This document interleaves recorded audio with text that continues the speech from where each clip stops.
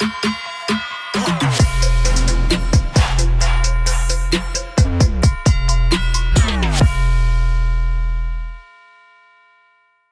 guys, welcome back to another episode of Dex and the City podcast. Happy New Year! I hope you guys had an amazing New Year. I know that I did. We had a party. I had all my closest people there with me. It was so fun. Probably don't think that I want to drink ever again, so I might add that to my New Year list. We'll get back to that though. But I hope you guys, finished off last year with a bang and are excited for what's in store in 2025. For starters today, I got microneedling done yesterday. So please ignore my red face. I know it's going to be so distracting this entire episode, but I had some things to talk about. So I didn't want to skip a day. And honestly, this is probably what I look like 90% of the time, let's be honest. So I look like I got sunburnt, which makes me miss the sunshine, and now I want it to be summer. Anyways, this episode, I'm going to be talking about the new year. I'm going to kind of go over things that happened last year and how they affected me. And then I'm going to talk about my goals for this year, and hopefully I can motivate y'all and smack some of y'all into a place where you need to be for the new year. Okay, let's get into it. So 2024 was honestly one of the best years yet, and I'm going to tell you why, and I'm going to elaborate on everything. So I made an Instagram/Facebook caption, and I kind of listed all of my achievements, and then I wrote what's going to go out and what's going to come in for 2025. And I'm going to elaborate on that as well. So starting off with some accomplishments from 2024, I got a billboard in Times Square as a gift. And I put as a gift because billboards in Times Square are expensive as shit. And I didn't pay for it, which having a billboard in Times Square is a flex as is. But it being a gift to me is like really cool. Shout out to Duetti. Love them so much. They have become really close friends of Gator and I. Literally, if you type them in on Instagram, you can see who they are. Almost completely sold out our first real tour. I say first real tour because we've done shows in the past, but this was like the first real tour where we were back to back to back weekends for months and months in a row. And almost every single show sold out, if not almost sold out. I feel like the tour really changed our lives, not because of anything specific, except the experience. And seeing you guys like show up and show out for us was it was very emotional for me. And like, I know Gator doesn't really show his emotions that much, but he was very moved by that as well. We love you guys to pieces, and I'm so excited for this year, which we're going to talk about that in a minute. Bought my dream car in cash. So I didn't tell you guys this when I purchased it because, y'all know me. I don't really like flex money. I think that's weird if you do that. But when I purchased my G-Wagon, I just kind of want to give you guys a little insight on that. I have wanted a G-Wagon since I was little. Okay. I wish that I did not like such expensive things. It would be so cool. Let me just calm down because I love me a good Shein or TJ Maxx purchase, baby. But when it comes to like my jewelry or shoes or bags or like the vehicles that I drive, I don't like the style or the way that certain cars drive. I've always been attracted to a freaking G-Wagon and a freaking Range Rover. I know Range Rovers are piece of shits. Don't fucking at me. Like I know this. That's why I don't own one. But I've wanted a G-Wagon for as long as I can remember. I'll never forget like 10 Christmases ago when I was telling my Uncle Wes that I wanted one, and he was in the car business for like a long time. And he's like, don't get a G-Wagon. And I'm like, I'm getting one. I'm sorry. I don't care what you say. So this past year, 2024, was the year where I finally was able to walk into a dealership and I saw one. I thought I wanted white. I saw the white one, wasn't impressed. And we drove back into the parking lot and I'm like, what's that over there? And it was this beautiful black AMG G-Wagon with the red interior, which is exactly what I wanted. And they were vacuuming it. And I'm like, what is that? And she's like, oh, that just got here. And I was like, oh, can I have it? Can I have it? Can I have the G-Wagon? Okay. If you know what I'm referencing there, we're best friends. If you don't, I'm sorry. Bought a beautiful home with my hubby. This was my first home purchase, his second, but it doesn't count because it wasn't with me. And that was probably one of the biggest things that we did. Finally saying yes to a house we had been renting for many years together. And we were actually supposed to purchase the last house that we were in, but there were a ton of complications and red flags with that home. So we didn't. And obviously there was a reason why, because it wasn't for us. I will never forget, we saw this house on the market before we moved into our last one, and like, oh, we can't afford that. Like, there's no way. But of course, me and my bougie ass, I'm always pulling up. Like when we did not have the money for it, I'm like pulling up like these $4 or $5 million homes, and Gator's like, Savannah, like, what are you doing? And I'm like, baby, you got to pull them into existence. Like, not just speak them. Like, you got to pull them to you, period. We got a new puppy, and his name is Duncan. And let me tell y'all something. I am obsessed with him. I love that freaking dog. I just want to sit him right here in my lap and just squish him. He's ginormous now. His paws are massive. He's going to be big, but that's what I wanted. I wanted a boy. And I wanted him to be big and fluffy, and he is. He is such a good listener. He is so completely potty trained. He does not have accidents inside. What a gentleman. He sleeps in the room with us, not on the bed. Get off. He sleeps in a massive, squishy, comfy bed of his own right next to mama. He's obsessed with me. Probably one of the biggest accomplishments this year that we are so grateful for, and I just know that it's going to be life-changing. We got offered to tour with Jelly Roll in Canada by Jelly himself. And you guys know, if you've been a day one fan, I've loved Jelly since the second that I heard of him, and especially after I met him. I've always been a fan of his music. It's always stood out to me and been so different than everybody else in the genre. And then, of course, you guys know that I fell in love with Bunny, and she's actually my wife. He just doesn't know it yet. But you guys know that I've loved Jelly. We actually did a song together, and that was a really cool experience. But that was before his life went crazy. And you guys also know I've worked a lot with Bunny in the past. We've done podcasts together. We've done shows together, and we always have a blast. I love the girls. I am so excited to be on the road with the family. Grew my brand Dex Level substantially. One of my biggest goals in 2024 was to have Dex Level up and running all year. We absolutely did that, and we killed it. Skylee was a huge help in that because she had already worked in Shopify and owned a boutique. And I just knew when I brought her on that we were going to work magic. And she not only helped grow the brand, but gave me the confidence to be able to do it. If you guys don't know, she is pregnant now. So she's kind of slowed down working with me. However, she's still been doing things on the back end, which I really appreciate. She kept her word and didn't just kind of leave me stranded. It's probably going to slow down more once she has the baby, but I do have to give her her roses because she really helped me reach a lot of my goals for Dex Level.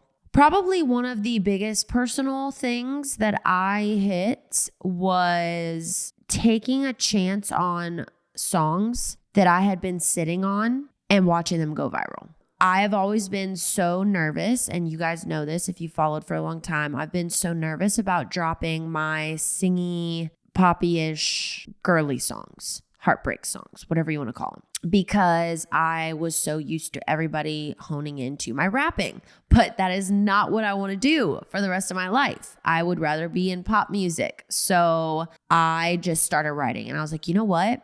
I'm going to go back to like previous relationships or past situations that I've been in, and I'm going to pull from them, and I'm going to write some real ass songs that hopefully people can relate to. I started by leaking issues, which I'm just going to be transparent with you guys. I was sitting on that for over a year. Like I had that song for an entire year. And I just grew the balls one day to be like, you know what? I'm going to leak a clip. What's the worst? They don't like it. And y'all loved it. And then that gave me more confidence. And then I came out with Damage. And Damage, I think at this point is accumulatively at over 1 million streams, which is crazy to me. It is still growing on YouTube. It is still growing on Spotify. Actually, this week, I've never seen this in my career thus far since we've dropped Sinner Like Me, bless my heart. This week, it outstreamed Sinner Like Me the past 7 days on Spotify. Like, what? Don't get me wrong. You all know I love the love for Sinner, but that's a huge accomplishment for me personally. Something really cool that I've been also talking about for years, we launched our reality show, launched Patreon in itself, which I had been talking about doing a Patreon for years, but I needed help running it and I needed a team. I needed to find a videographer outside of Spencer because Spencer takes on my music videos and like that sort of stuff, but he doesn't live here, nor would he probably ever follow me around with a camera because that's just not his thing, right? Like he's the production guy. He is the director and that's his role. And I'm okay with that.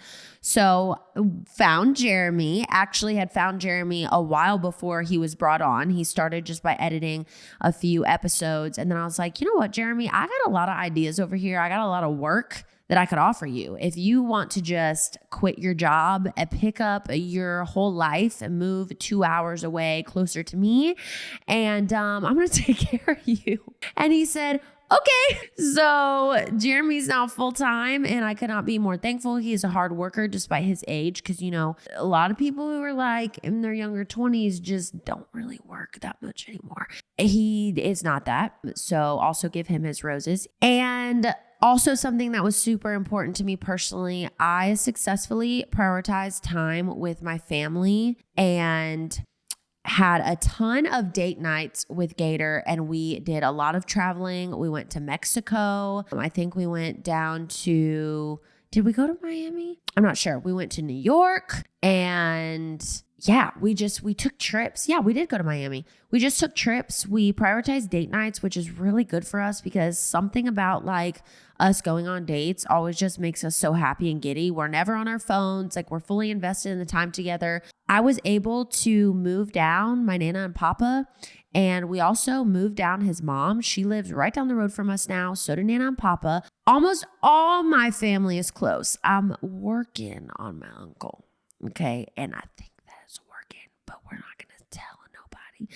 Oh, and we hit 1 million on TikTok. And you know what? I don't give a shit if they ban it. Yes, I do. I actually genuinely do care because I love my TikTok community and TikTok changed my life, the music game, just the community that we built over there. I will be so sad, but I'm like hoping that doesn't happen. I don't care if you call me a millennial for feeling that way. I would be really sad if TikTok gets banned. However, we hit 1 million on there and I don't give a shit if it does get banned. It still freaking counts. And it's my first milli platform. And I love each and every one of you. And it was such an accomplishment for me because I've been wanting to do that for a long time. Now let's get into some of the not so great things. We had many bumps in the road and I'm just kind of gonna rattle off some of those. We made a decision to move out of one of our houses that we were renting when we probably could have just stayed there for another year until we figured out what we wanted to purchase. But I was really wanting to get all the family down here and close together. And I think that drive kind of overshadowed maybe making poor decisions or making good ones, I should say. And so we moved out of one of our houses and into another one. The things that we're dealing with now, simply because of decision, insane. Every time I try to venture out and make other friends, it smacks me in the face. And same thing with Gator. And it's so annoying. I know it's life and I know it's the way things go, but it's so irritating when I invest time, money, anything into people and it's what I feel like for no reason, I know it's not for no reason, but that's how it feels, right? We had friends in the beginning of the year that are no longer our friends, and I don't think they ever were our friends. I think the motive was always blessing to have those people removed from our life, but also like that was a lot of time. That was like the whole time prior to the tour and even somewhat during and after tour. Not really after, but kind of during. And it's just so much energy for what? And then come to find out, I was investing a lot of time into what I thought was not only a work relationship, but a friendship, someone that I thought was my friend. And even Gator was working and getting close to that person's partner up and quit on New Year's Day. Literally just out of nowhere. Well, I know what happened. Okay, I'm not going to act like I didn't know what happened. They were getting fired anyways. It doesn't matter, but it does matter because I put a lot of time and effort, and this person knows like the shit that I've went through in my past with other people who were supposed to be in this position, and they've seen me cry and they've seen me be angry and they've seen me be really sad. This person watched me go through it. And instead of being a grown adult and talking over the phone or talking in person or figuring out what my problem was and why I was going to fire them in the first place, just send a text. They sent a text on New Year's Day. Literally, that's how they quit. I don't want anybody who doesn't believe in what we have going on in their bones around me. And that's just period. So wipe my hands of it, but extremely like abrupt and very much was like the end of my new year. So this is the end of my year. Just crazy to me. I feel like there were many times this year, whether it was with the house situation, the baby situation, friend-wise, business-wise, where we would think we would have it all figured out, and then something would happen abruptly that would shift us into moving in a different direction. And I want you, if you need to replay that sentence of exactly what I just said a few times before you listen to this next part, please do it. I don't have any complaints for my 2024 year. I have learned with everything that I have endured in life, from being a young child to not knowing what the fuck I was doing in my adult life, to having all of my dreams that I literally spoke and wrote into existence come true. This was not handed to me. This was not easy, and it's not going to be easy, and it's always going to take work. And I need y'all to understand that with anything that happens to you or anything that any goal that you have on your list for this year is going to take work. And if something doesn't go the way you planned it, if something is not working, okay, this is another thing that I want you to take that I learned this year. And everybody around me has now heard me say this 20 times. Do not force it. Do not fucking force a job. Do not force a relationship. Do not force a friendship. Do not force someone do not force someone into a position that they don't want to fucking be in.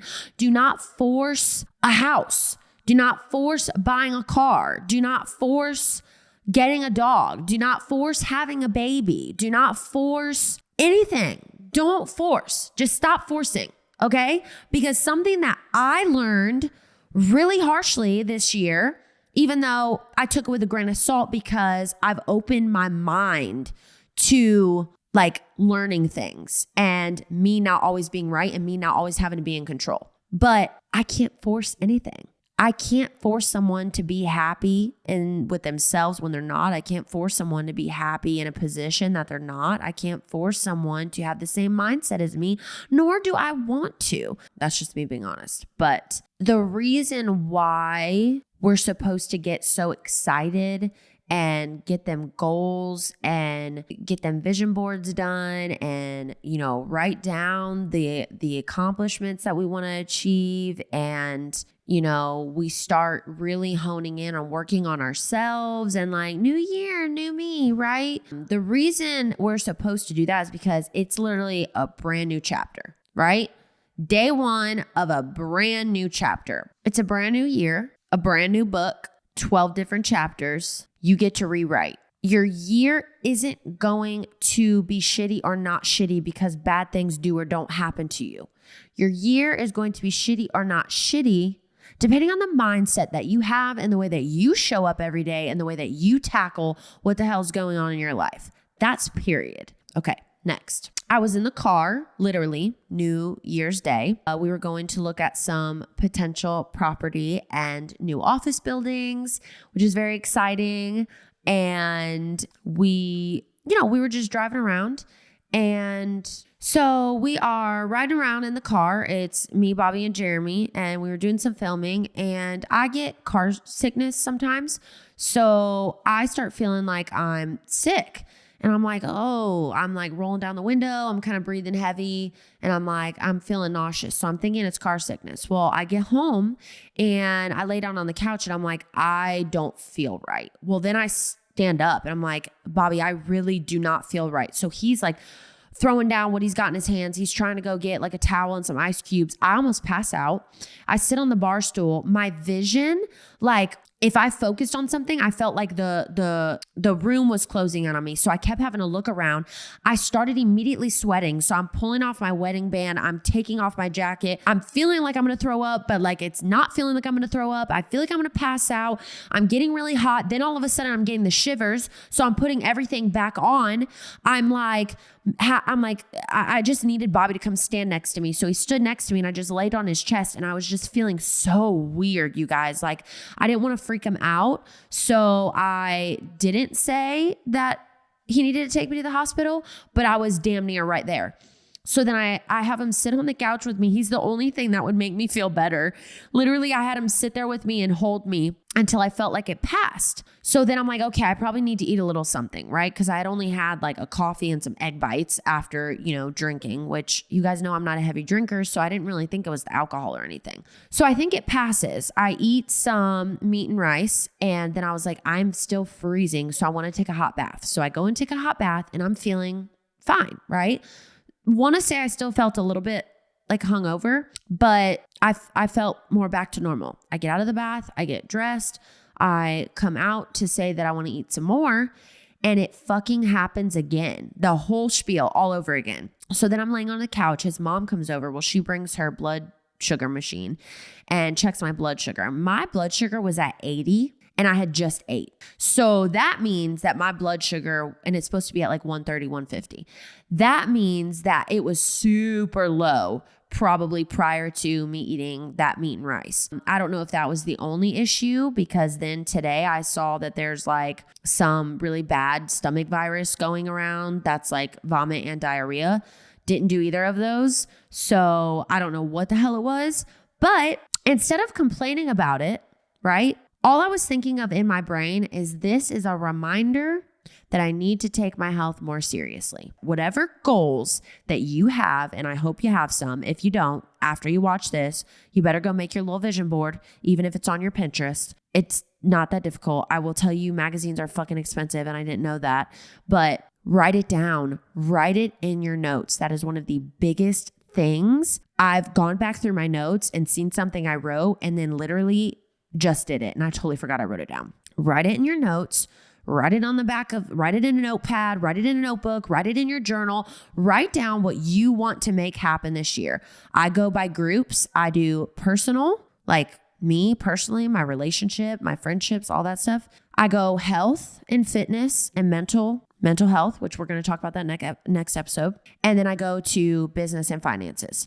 And I think of anything and everything that I want or can make happen. And this is what I want you to do. Instead of just writing it down, this is something I'm going to practice this year specifically, because I already wrote everything down. I made my vision board. Jeremy and I actually decided today, I think we're going to make mini vision boards for each of the brands we have going on. So like one for the podcast, one for Dex Level, because we're going to see it every day now because we're moving the office, and it doesn't matter. We're going to make them. If you're not doing a vision board, then I want you to write it somewhere where you can open and read it every day.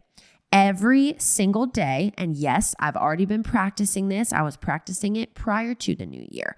I want you to do at least one thing that is working towards one of those goals, if not multiple. You can absolutely do it. It's not that complicated. And I want you to see what happens. I want you to see what happens when you see your goals and your dreams every day, and then you start working towards them. And I want you to watch. It is crazy. I am in full belief. I don't say manifesting as much because to me, that's just a word that actually people made up. I believe in the power of the tongue. It says it in the book, baby. It says it in the Bible. Power of the tongue. Yeah, sure, we could call it manifesting, but that's actually what it is. It's the power of the tongue. Watch what you speak out this year. Watch who you speak to this year. Watch whether it's positivity or negativity that you're speaking. Watch if it's positivity or negativity in the conversations that you're having with people in your life, because the power of that tongue, boy, it can bring you a lot of good and it can bring you just as much bad. I want you to pay attention to that. And I want you to pay attention to your perspective, pay attention to your mindset, and don't let the shit that's going to happen to you affect your entire year. Pat yourself on the back, wipe your tears, pick your crown up off the floor, whatever you got to do, keep it pushing and make this the best year of your life, period. I hope you guys have an amazing new year.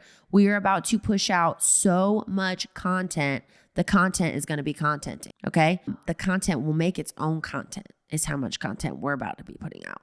And I'm really excited for it. I have full faith in the people that I have around me. And this is about to be a freaking amazing year. And I'm so excited to bring you guys along for the ride. We're going to be doing a ton of behind the scenes. Highly recommend being a part of the Patreon, bro, because we're going to be putting like vlogs of the tour, the reality shows going to be dropping. I mean, it's about to be crazy. We're going to be doing bigger things with the podcast, being more active on that. We're going to be doing big things with Dex Level. We're just going to be doing big things. You heard? So I love you guys. I hope that this episode motivated you, and I hope it gives you insight on like what the new year is actually about. Next episode, we will be talking about mental health. I just didn't want to have a red tomato face when I did that because I feel like you're not going to take me seriously. So be on the lookout for that. And I love you guys. Until next time.